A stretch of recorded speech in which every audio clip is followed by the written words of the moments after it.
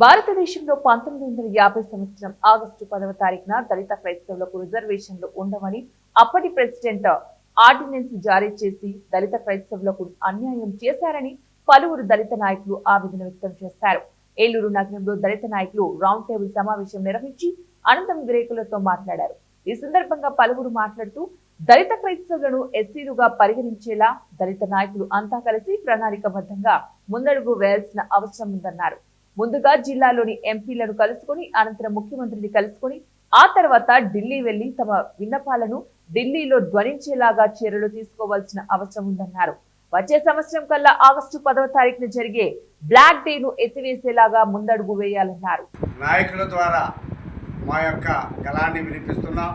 గత 70 సంవత్సరాలుగా ఈ విషయాన్ని తెలియజేస్తూ నిరసన చేస్తున్నాం. కానీ ఒక్కరు కూడా క్రైస్తవుల మీద, దళిత క్రైస్తవులకి హోదా ఇవ్వకుండా, వారు పార్లమెంటులో బిల్లు పెట్టకుండా, అసెంబ్లీలో ఆమోదించకుండా చేస్తున్నారు.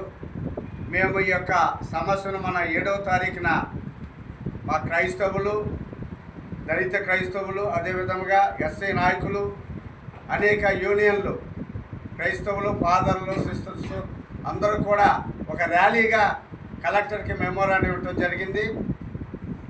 అదేవిధముగా నాయకులు అయినటువంటి ఎంపీలు, మన ముఖ్యమంత్రి వర్యులు కూడా ఈ విషయాన్ని ప్రభుత్వం ద్వారా దళిత క్రైస్తవులకు 1950 సంవత్సరం ప్రెసిడెన్షియల్ ఆర్డర్, దళితులు క్రైస్తవ మతం స్వీకరిస్తే వారి దళిత హోదా రద్దయిపోతుంది. దళితులు సిక్కు మతం, బౌద్ధ మతం ఆచరించినప్పటికీ వారికి దళిత హోదా ఉంటుంది. కేవలం క్రైస్తవ మతం స్వీకరిస్తేనే దళిత హోదాను తొలగిస్తారనేటువంటి ఆర్డర్ను వ్యతిరేకిస్తూ, విచారకరంగా భావిస్తూ అనేక సంవత్సరాలుగా ఈ పోరాటం కొనసాగుతోంది. క్రైస్తవ సంఘాలు భారతదేశ వ్యాప్తంగా డిమాండ్ చేస్తుంది ఏమిటంటే 1950 ప్రెసిడెన్షియల్ ఆర్డర్ను సవరించి దళితులకు మత స్వేచ్ఛను కలిగించి, వారు క్రైస్తవ మతాన్ని స్వీకరించినప్పటికీ వారి దళిత హోదా కొనసాగేటట్లుగా ప్రత్యేకమైనటువంటి ఉత్తర్వులు ఇవ్వాలని కోరుతూ అని చెప్పి ఆ రోజు రాష్ట్రపతి ఆర్డర్ ఇవ్వడం జరిగింది. అందులో భాగంగానే మన 1950 అనగానే స్వతంత్రం వచ్చి రిపబ్లిక్ డేగా మన గణతంత్ర రాజ్యంగా ఏర్పడి ఆనాటి నుంచి మరి గణతంత్ర దినోత్సవం. కానీ భారతదేశంలో ప్రభుత్వాలు ఏర్పడింది 1952 నుండి. ఇది మనందరూ కూడా గ్రహించాలి.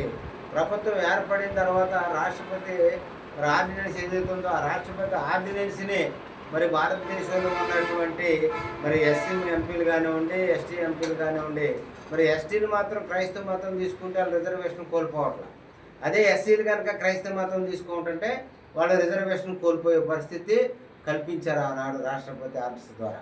దీన్ని మనం తీవ్రంగా ఖండించవలసిన అవసరం నేడు ఎంతైనా ఉంది. అంటే భారత రాజ్యాంగంలోని ఆర్టికల్ 25 మత స్వేచ్ఛ, ఈ దేశంలో పుట్టిన ప్రతి పౌరుడు కూడా మత స్వేచ్ఛ చెప్తుంది. దానికి మూలం అదే రాజ్యాంగంలోని ఆర్టికల్ 14 మానవులందరూ సమానమనే తెలియజేస్తుంది.